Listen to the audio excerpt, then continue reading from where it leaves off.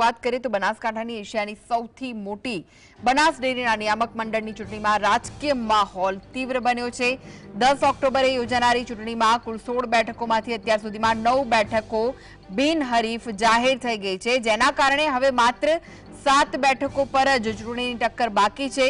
ઉમેદવારી પત્ર પરત ખેંચવાની છેલ્લી તારીખ 29 સપ્ટેમ્બર છે અને આ અંતિમ દિવસે વધુ બેઠકો બિનહરીફ થવાની પણ आशंका व्यक्त થઈ રહી છે। ઉમેદવારોની પીછેહટના કારણે બિનહરીફ બેઠકોની સંખ્યા સતત વધી રહી છે અને સૌનું ધ્યાન હવે બાકી રહેલી 7 બેઠકોની પરિસ્થિતિ પર કેન્દ્રિત છે।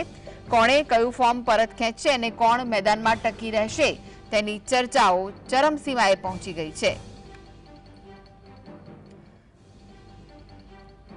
તો 16 માંથી 9 બેઠકો બિનહરીફ થઈ છે, 7 બેઠકો પર હવે ટક્કર બાકી છે।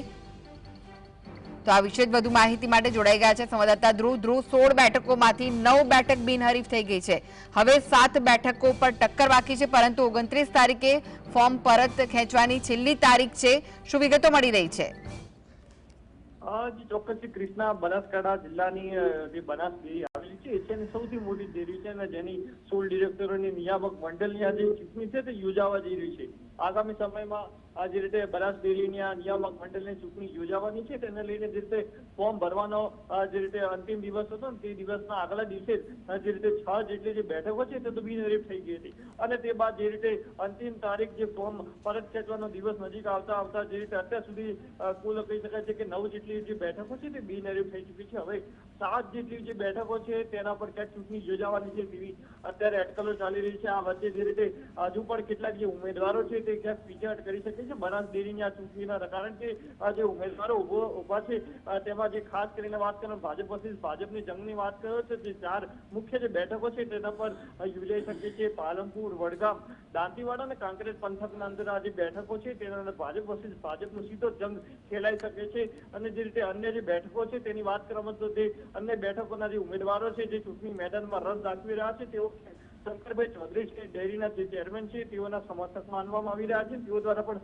જે રીતે મનામનાના પ્રયાસ થઈ શકે છે, તેઓ દ્વારા પણ જે રીતે ફોર્મ પરત ખેંચવાની જે કાર્યવાહી છે તે કરવામાં આવી શકે છે। મહત્વની વાત કરું તો 29 જે સપ્ટેમ્બર છે અતિ મહત્વનો દિવસ માનવામાં આવે છે, કારણ કે આ દિવસના દિવસે જે રીતે ફોર્મ પરત ખેંચવાનો દિવસ છે અને આ દિવસે વધુમાં વધુ જે રીતે ફોર્મ પરત ખેંચાઈ શકે છે।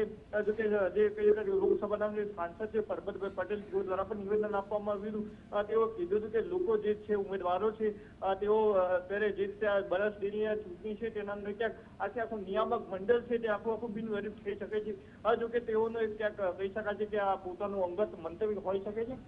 જો કે જે રીતે હાલ ચૂંટણીની જે તારીખો છે નજીક આવી રહી છે, ફોર્મ પરત ખેંચવાનો જે દિવસ છે તે પણ નજીક આવી રહ્યો છે, તેને લઈને જે હવે કોણ ઉમેદવારો છે જે ચૂંટણી મેદાનમાં ઉભા રહેશે અને કોણ પીછેહટ કરશે તેના પર હાલ સૌ કોઈની નજર છે તે તેજ બની છે। જી કૃષ્ણ। જી આભાર ધ્રુવ સમગ્ર માહિતી આપવા માટે।